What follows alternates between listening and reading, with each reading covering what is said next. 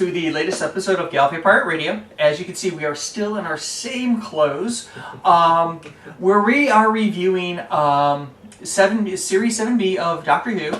And this time around, we are talking about the Crimson Horror. So I am your host, Davey Beauchamp, and I am joined by Drew Meyer and Angela Pritchett. So, the Crimson Horror, what are your sort of initial feelings and thoughts about this latest episode of Doctor Who? I liked it. I was so excited for this episode, and I did like it. Abe? I liked it better than Journey to the Center of the TARDIS. I'm still not sure how I feel about it, other than I felt like it was rushed.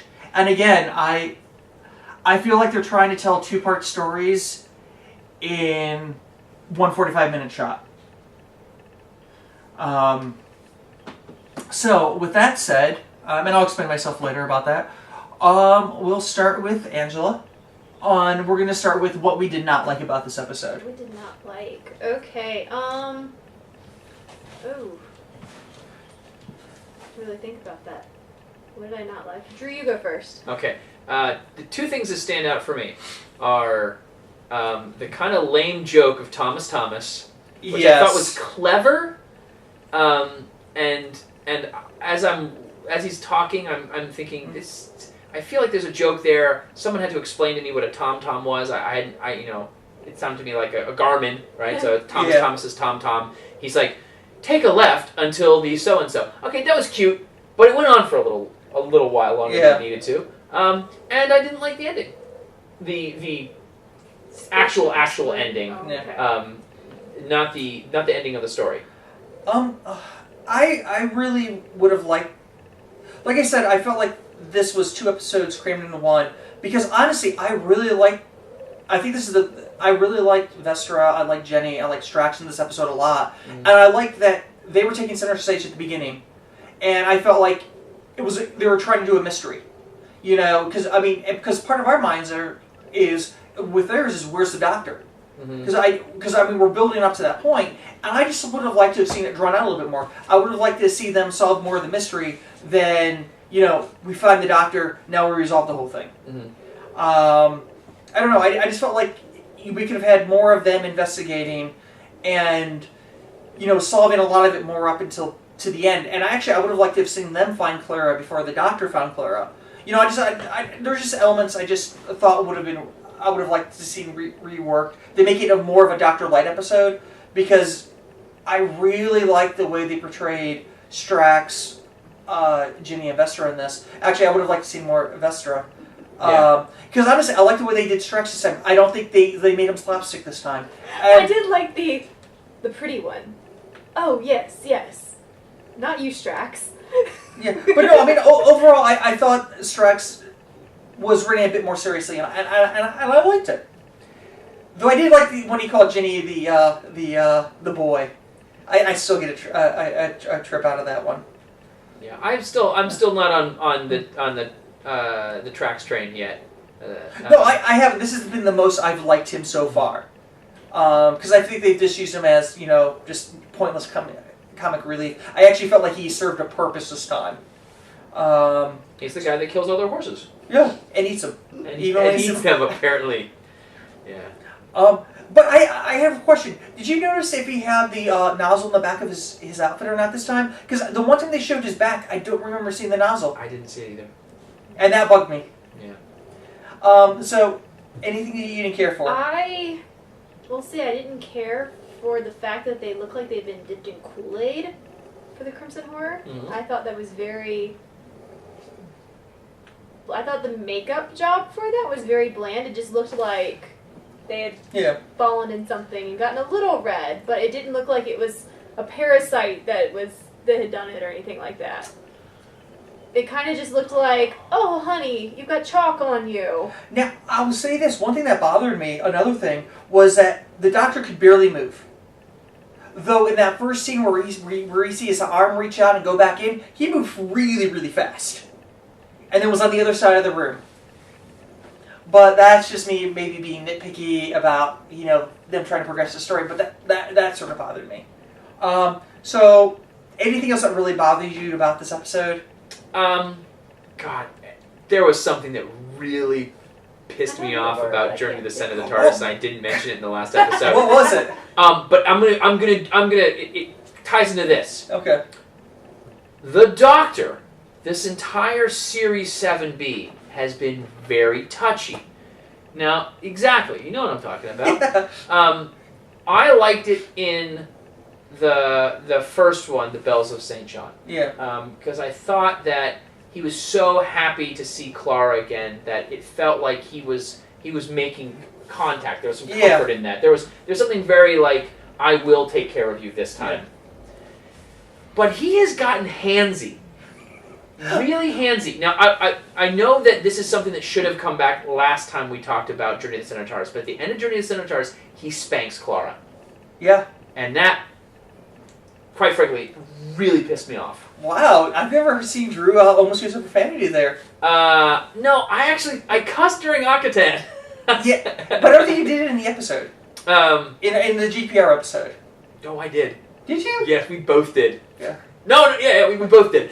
Anyway, but yeah, that pissed me off because the idea of the Doctor spanking Clara, it didn't fit the characters, it didn't fit the scene, it didn't fit the mood. That being said, moving to this episode, there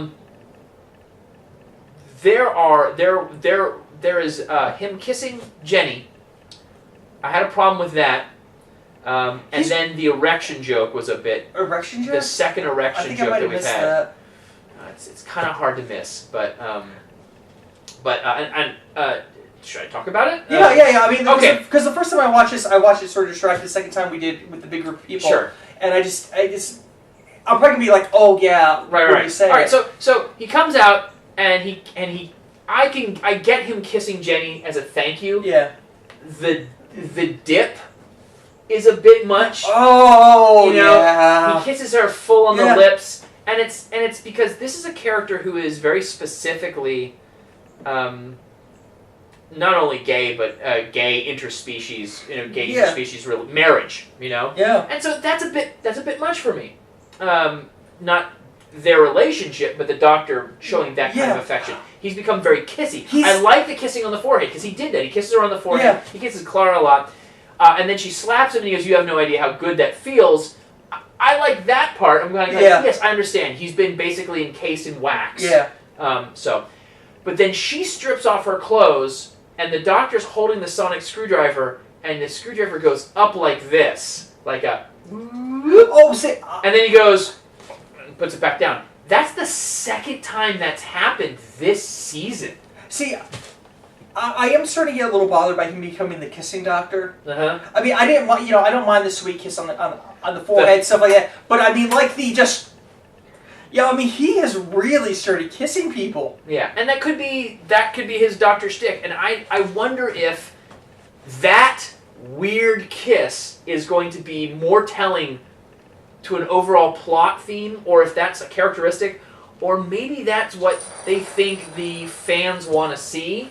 But yeah, I had a problem with that.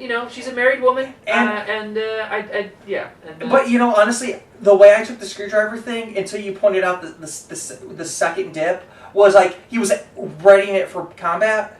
But when he dips it back down, that No, it's definitely an erection joke. And I want to say it's not the first erection joke we've had, but I'm trying to remember what episode that might have been. Was it in...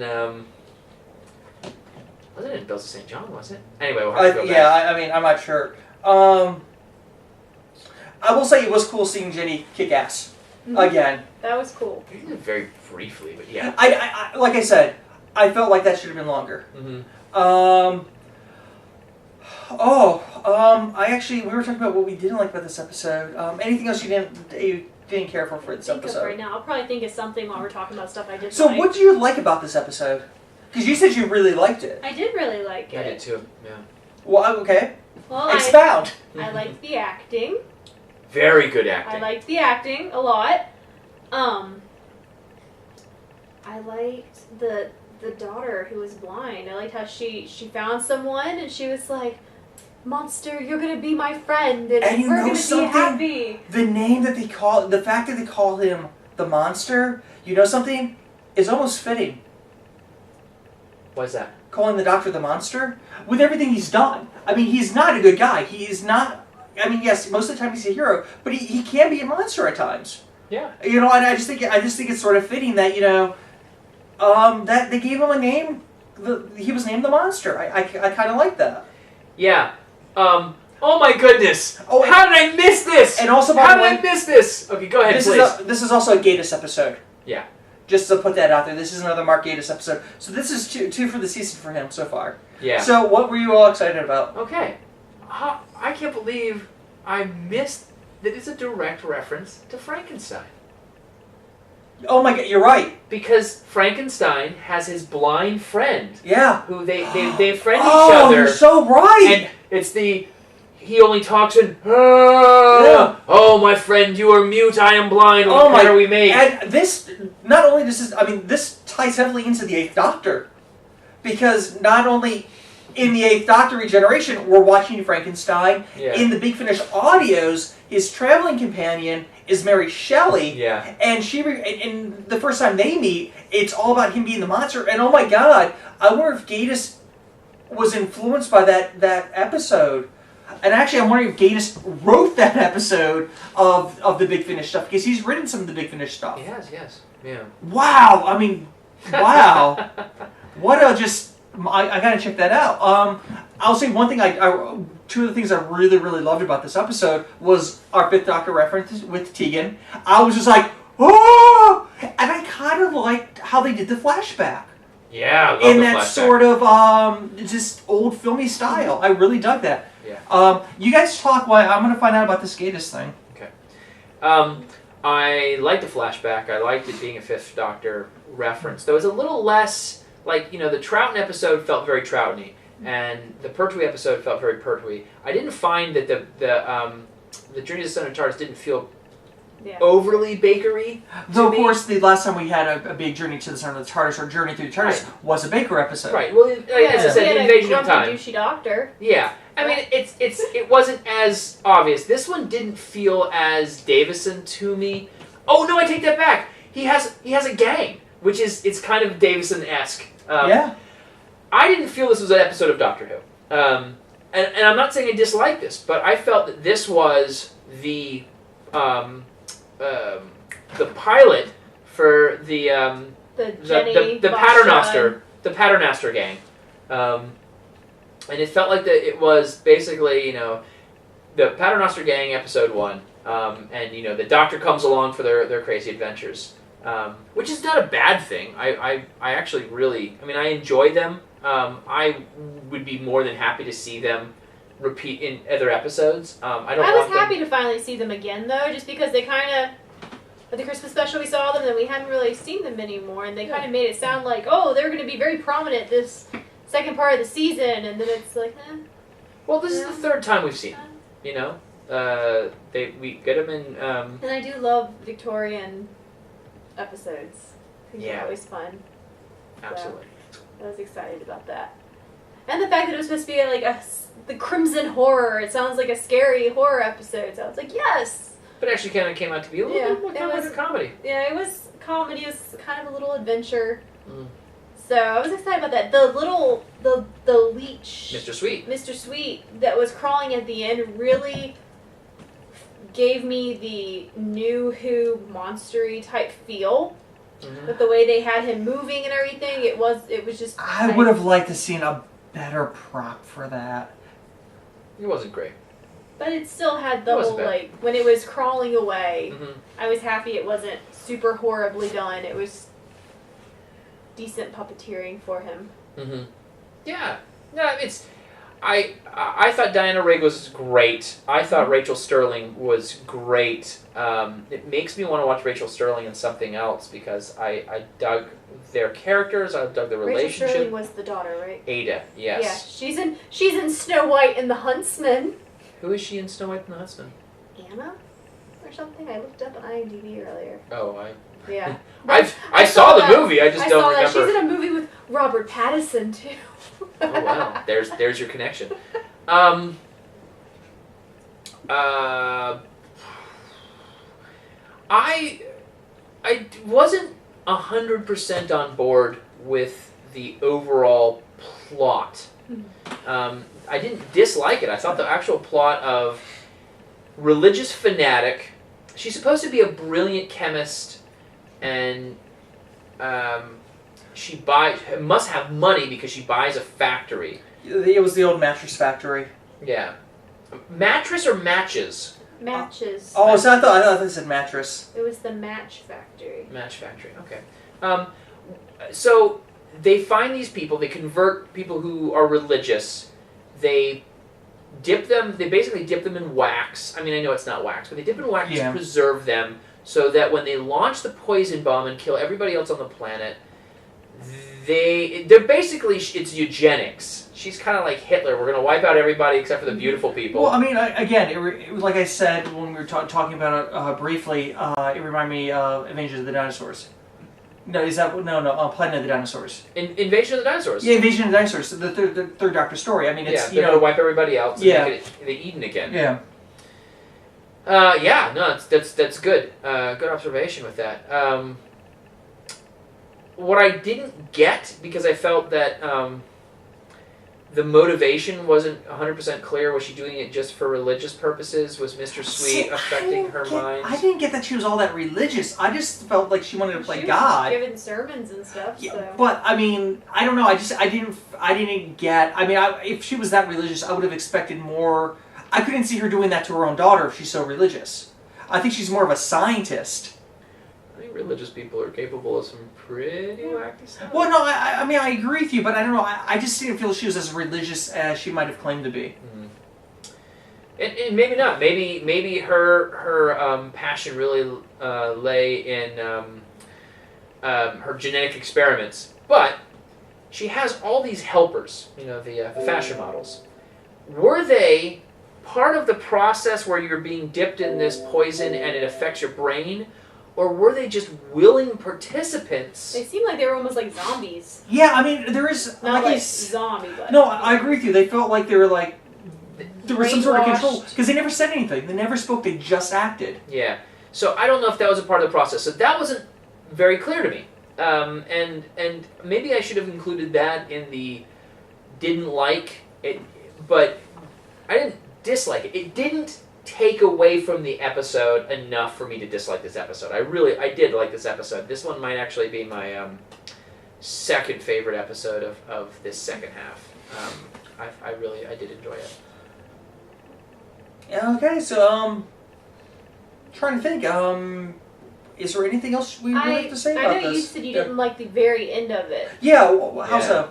Well, alright, so I have only seen the first half of the first half of the first season of Sarah Jane Adventures. I think sometime after one of the last recording sessions, one of you made a Sarah Jane reference and said, that really sounds good. I'd like to watch that. So I got the first season. I'm about halfway through it. This felt a little bit like the Sarah Jane Adventures to me. Like not the ending, just the whole thing. It kind of felt like it's supposed to be a horror episode. You know something? Now that you say it, I could see that. Because it was horrific, but there was no overt violence, and there was something kind of juvenile, not juvenile being immature, but like I felt like an episode that, as I could have shown this to my 8-year-old godson, I think he probably would have dug it. The cool characters being introduced with Strax and Foster. The Foster was really underused. I know. I don't know why she maybe it's because her shtick is she draws a sword, but if she uses the sword, that's the kind of violence that maybe they can't get away with. I'm not sure how that works. Like I said, I feel like this episode was rushed. I feel like it could have been 2 episodes. More so than some of the other ones. Or they just cut stuff that we didn't see. Yeah. No, I think this was a pretty tight script that could have been expounded on. But again, I think if you think of it as a Doctor Who episode, it feels rushed. If you think of it as the Paternoster Gang pilot, it makes more sense. Like I can see that bringing in. But it has an ending. We get fainting guy. We get our rule of 3. He's already fainted twice. He faints again, and I'm okay with that. I have no problems with him fainting. I was amused by that. then Clara comes home. It's the first time we've seen her come home since Akatan. Yeah. So that was kind of interesting. And then, boy, those kids, it really felt like that now suddenly, instead of being a show aimed for young adults, that made it feel like the Sarah Jane, the way it ended. It was just like, oh, we know you're a time traveler. We're completely not influenced by this at all. We went onto the internet. I'm the smart internet one. I'm the brave, feisty girl. Yeah. And now, knowing that we're going to see them in an adventure next episode, do you think... Now, my question is, do you think it was Gaiman that asked him to do something like that? He may very well have done so. And if he uses them well, then bravo. I'm just saying that it left an odd taste. Though, admittedly, it was kind of cool to have an episode end with what is essentially the beginning of next week's episode. And that's why I'm wondering if... We did get one extra thing in there, though. The photo of her I know. Victorian England. I like that. Because she was like, but I was in Victorian Yorkshire. Yeah. And she was wearing a... I mean, I like that. I mean, I thought that was really important. I want to know who's taking these pictures, because the picture of her of Snowman Clara looks fine, but all the other ones, like, I'm sorry, that was the worst photos. Well, There's a paparazzi on the sub in 1983. I can accept the one. His Polaroid. I can accept the one of the sub. Yeah. But who the hell took the other photo? It's from Hyde. Because it clearly took place before they found the monster girl hiding in the house. That's all that bothered me, was the Hyde one. Because that was looked horribly photoshopped. Yeah. But yeah, no, I did like the fact that now she knows something's going on. Yes. Yeah. Yeah, that's I think that could have been handled better. Honestly, how many more episodes do we have? 2. Mm-hmm. And then the 50th. So we have 2 more episodes. We will find out what's going on with Clara, with the name of the doctor, in 2 weeks. We are? Moffat has said it will be explained. It might not be the whole story. It's a Moffat episode, so our explanation may just get us more questions, but we're going to find out. And then we have to wait... to November. 6 months. 6 more months until November. And the only thing I think we have in the interim is the proms, and that's it. So what about Space and Time? That I think is coming out November 23rd as well. I mean, but I don't think they've released a date. So yeah. Though I'll say this, I mean, luckily we at least do have the big finished audios, Destiny of the Doctor, to get us through that, even though that's only one a month. Which I gotta say, I've really enjoyed. I've made it through the 4th part. I just got the 5th part. And I'm seeing where the story's going, so I'm kind of curious as to how they're all going to wrap it up in the end with that one. That's exciting. And we got a few other things. We got all the new DVD releases coming out. Yeah. Because they're really going to start pumping those out. We have the Coffee Table book, Regenerations, coming out, which I'm really looking forward to. Which is going to come with... all the Regeneration episodes. Including the 10th Planet. Yeah, I know. Which is going to come out... that's coming out in June. Right. And they're also releasing it by itself in November. I have to get the book. I know. The book, I can just imagine how amazing that's going to be. I don't have that kind of expendable. I don't even know how much it is. I haven't been able to find a price. It was, I want to say it was something like £38 or £40, which means it'll be about $80 to $100. That actually isn't bad. I was expecting No, it's not bad, but here's what I'm thinking. And I don't know this for a fact, so if you find this out, please, go to GallifreyPirateRadio and .com and let us know if there's going to be any of the vamps or any of the value-added material, the extra features on these discs that are coming to the Doctors Revisited. I think it's just going to be the movie, the non-special editions. It's going to be one of those things where, and if I'm wrong, that's fantastic, because there are several of those episodes that are coming out with the... What's it called? Is it called Regenerations, or what's it called? I don't remember. I don't remember. But because I've yet to be able to find it on BBC on Amazon US. So, which makes me wonder, are they going to release it outside of the UK? I mean, I think it'd be foolish if they didn't, considering of how many. They're probably going to sell more of them in the United States than they are in the UK. Okay. So how would you rate this episode? How many Derpy TARDISes? I'm going to give it 4. Wow, you guys are going higher than me on some of these. I would have to go with 3. Because, like I said, it could be in the state of mind I was when I was watching it. I don't know. Maybe I was expecting more out of it again. Like I said, I don't know. But I thought it was an average episode. I'm happy with giving it 3 Derpy TARDISes. So that is that. That we are. Next week we have, what is next week's episode? I closed it out. Nightmare in Silver. Nightmare in Silver, yeah, the Neil Gaiman episode. We're just with the teaser trailer. We get 2 different types of Cybermen so far. I'm hoping we get to see more, but there's no telling because it seems like they're being very selective by what they're showing us. But yeah, until next time. We get Warwick Davis. I know, I'm so excited about that. So until next time, this is Galaxy Pirate Radio signing off. Peace.